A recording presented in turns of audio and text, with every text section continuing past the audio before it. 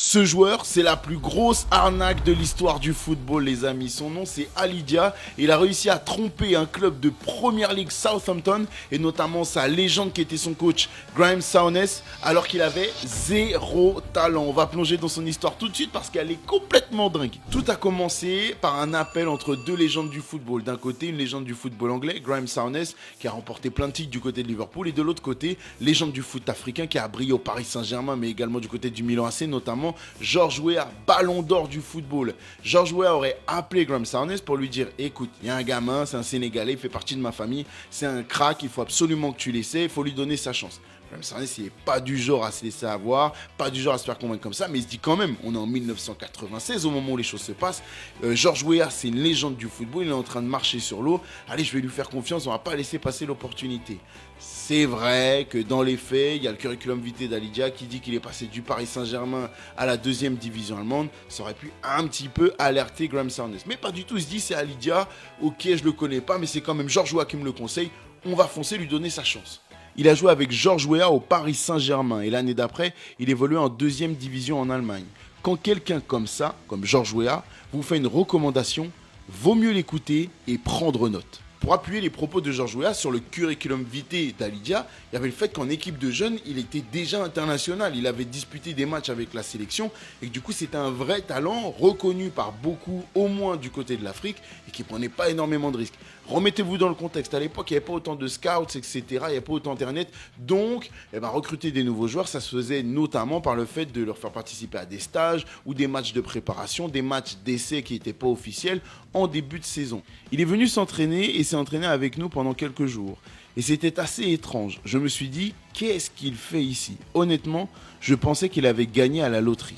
Mais de son côté, Ali Dia, il s'est pas démonté, il se vantait même de son passé soi-disant glorieux du côté du Paris Saint-Germain, et puis il mettait constamment en avant son lien de parenté avec George Weah, qu'ils étaient très proches, qu'ils avaient appris à jouer au foot ensemble, bref, que du pipeau. Donc déjà, commence à avoir un petit peu de friction sur la ligne dans l'histoire que raconte Ali Dia à ses partenaires, à tous ceux qui sont ok pour l'entendre. On voit qu'il y a un peu de pipeau dans l'air, mais ça va pas s'arrêter là, ça va aller encore plus loin. Graeme Souness, il en a rien à faire des blablas, ce que lui veut, c'est la vérité du terrain. Alors il veut un match de préparation pour tester son nouvel attaquant. Et en plus de ça, au moment où le match de préparation arrive, son attaquant phare, Matt Le Tissier, se blesse. Il y a eu des douleurs à l'entraînement, il l'a dit à personne, mais pendant le match, ça a pété. Donc au moment où Graeme Souness se retourne pour essayer de faire appel à un nouvel attaquant pour suppléer son attaquant phare, il voit que le seul qui est disponible sur le banc de touche, c'est Ali Dia. Alors c'est bon, il tente sa chance, il le lance sur le terrain et il se dit allez, on va voir ce qu'il vaut vraiment. Le joueur, il a quand même montré 2-3 trucs assez intéressants pendant l'entraînement, il y a la pression, peut-être qu'il était un petit peu inhibé.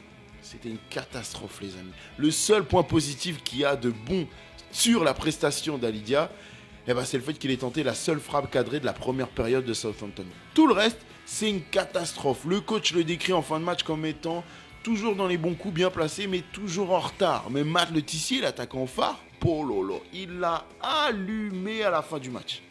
Il courait sur le terrain comme Bambi sur la glace. C'était très gênant. Au bout de 50 minutes dans le match, alors que Ali Dia était déjà remplaçant au départ, Graeme Souness, il va décider de faire rentrer un défenseur. Je ne sais pas si vous vous rendez compte. Le joueur, il n'est pas titulaire. Il rentre pour remplacer un autre joueur.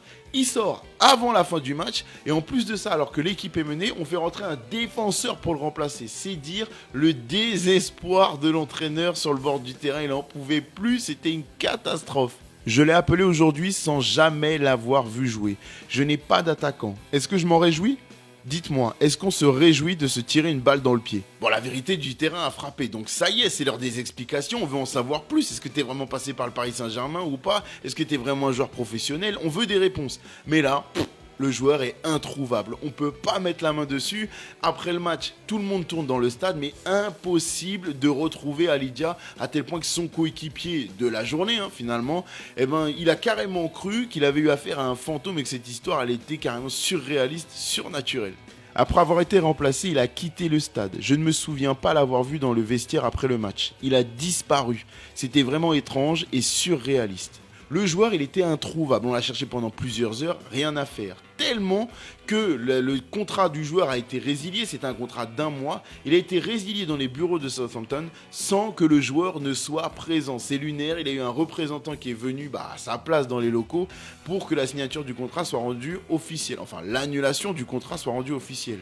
Mais on va aller plus loin, on veut des réponses, du coup on va le chercher à sa chambre d'hôtel. Là non plus, impossible de le retrouver. Il était même parti sans avoir payé sa facture, sans avoir payé sa note d'hôtel. Bref, lunaire, on se demande même si le joueur a vraiment existé, tellement cette histoire est complètement folle.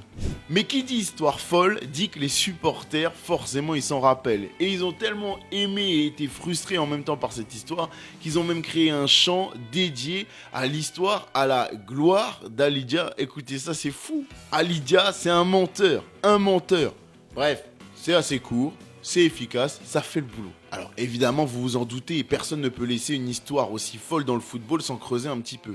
Et finalement, on voit que Graham Souness et Southampton ne sont pas les seuls à avoir subi une telle escroquerie. Il y a eu d'autres tentatives et d'autres arnaques autour de ce même scénario qui a été répété. Harry Redknapp, qui est l'ancien entraîneur de West Ham à l'époque, racontait avoir lui aussi reçu plusieurs appels très insistants d'un homme qui se faisait passer pour George Weah en essayant de caler un de ses poulains, un soi-disant cousin.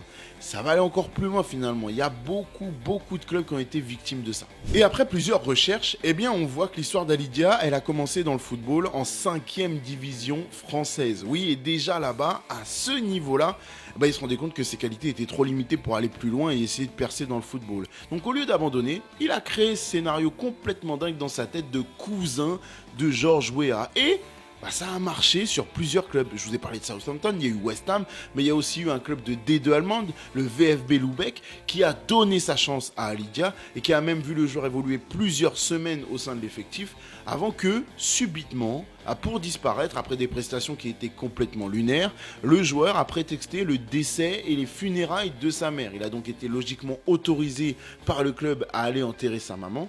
Sauf que derrière, il est jamais revenu. Plus aucune nouvelle, impossible de le retrouver, disparu dans la nature.